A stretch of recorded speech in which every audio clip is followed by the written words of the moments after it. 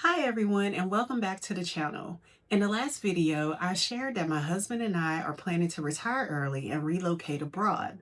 And whenever people hear that, the first question they usually ask is, how are you actually going to do that? Because early retirement sounds exciting, but it raises a lot of practical questions. How do you support yourself before retirement accounts become accessible? What does healthcare look like? Where will you live? How do you make sure you don't run out of money? So in today's video, I want to walk through the actual structure of our plan, not just the dream of early retirement, but the financial architecture behind it.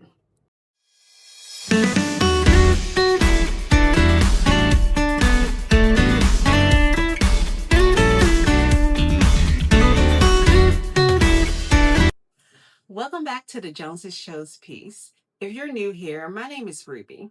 On this channel, I'm documenting my husband and I's journey toward early retirement and permanently relocating abroad. We're sharing the financial planning, the scouting trips, and the real decisions that go into designing a life outside of the United States. In the first video, I talked about why we started thinking about this path, but today I want to talk about how we are actually planning it. Because early retirement requires much more intentional planning than most people realize. One of the biggest realizations we had early in this process is that early retirement actually requires two different financial plans. The first plan is for traditional retirement. That includes things like 401k accounts, pensions, and Social Security. But those resources usually don't become accessible until your 60s. So if you're planning to retire in your mid 50s, like us, you need something else. You need what I call a bridge plan. The bridge years are the time between when you step away from full time work and when traditional retirement accounts begin. For many people, that could be 5 to 10 years. And during those years, liquidity becomes extremely important. Liquidity simply means money that you can actually access. Because someone could technically have a lot of money saved in retirement accounts. But if it's locked away until age 59 and a half or later, it doesn't help you with planning for early retirement. So, a big part of our planning has focused on building liquid savings that support those bridge years.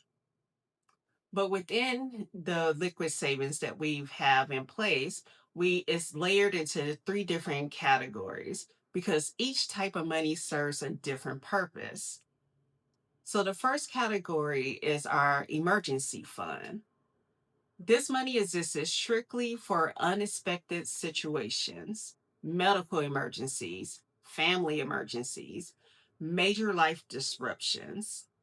We keep a dedicated amount set aside that unexpected events don't derail the long term plan. Having the financial cushion provides a lot of peace of mind as we think about early retirement. The second category is something we created specifically for this journey, and that's our scouting trip fund. Because if you're planning to relocate to another country, you really can't rely only on internet research. YouTube videos help, blogs help, but nothing replaces actually being there. So we've created a travel fund specifically so we can visit different countries and explore them intentionally. We want to see neighborhoods, visit local markets, understand transportation, experience daily life. Because living somewhere and vacationing somewhere are completely different experiences. Now, the third category is the most important one, and that's our early retirement living fund. This is the pool of liquid savings that we actually support our lifestyle during the bridge years. So between the time we retire and the time when traditional retirement accounts become accessible, this is the money that sustains our day to day life. And building that liquidity has been a major focus of our planning. Now, at the same time, We are still contributing to traditional retirement accounts. I have a 401k, and my husband has a pension plan through his job. Those accounts represent our long term security, but they are not the funds we plan to rely on immediately when we retire early. Instead, those accounts become another layer of income later on. So when you look at the full plan, it's really layered. Liquid savings support the early years, retirement accounts support the later years, and eventually Social Security becomes another layer of stability. Another big part of this process has been modeling different scenarios. Because I'm an accountant, spreadsheets are just how my brain works. Over the past several years, I've built spreadsheets that model different retirement timelines. For example, what happens if we retire at 55 instead of 60? What happens if inflation increases faster than expected? What happens if our expenses change? Instead of guessing, I can test different scenarios and see how they affect the long term plan. And that gives us a lot more confidence in the decisions we're making.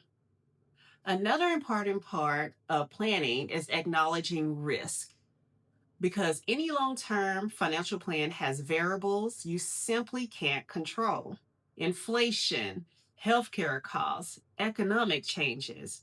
So instead of assuming everything will go perfectly, our goal has been to build flexibility into the plan.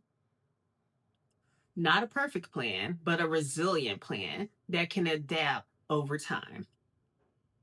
Another major part of our planning is location. Where to live has a huge impact on costs of living, housing, food, transportation, healthcare. All those things vary dramatically depending on location. And one of the reasons we're exploring life abroad is because certain places offer a lifestyle that aligns more closely with what we're looking for. Another key part of our plan is purchasing a home in cash once we identify the location that feels right for us. Removing housing debt dramatically lowers long term financial pressure. When you don't have a mortgage, your monthly expenses become much more manageable, and that makes early retirement much more sustainable.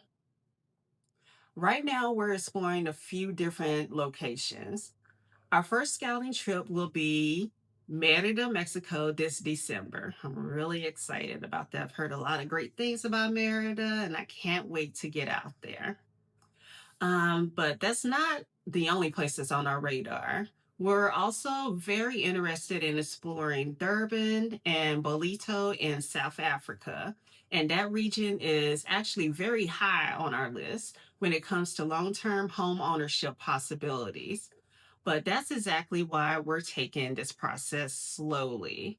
We want to experience these places ourselves before making any permanent decisions. One thing I want to emphasize is that early retirement doesn't mean doing nothing.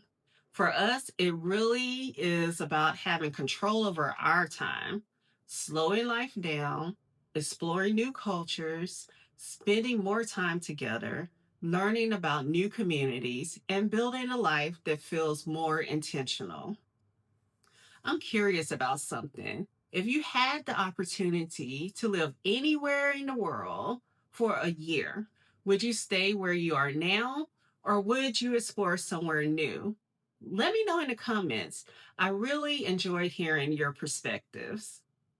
Well, thank you for spending time with me today. In the next video, I'll be talking about why we started seriously considering relocating outside of the United States and how that idea evolved into a real plan. If you're interested in conversations about intentional living, financial planning, and relocating abroad, please remember to like and subscribe, and I'll see you in the next video. Peace.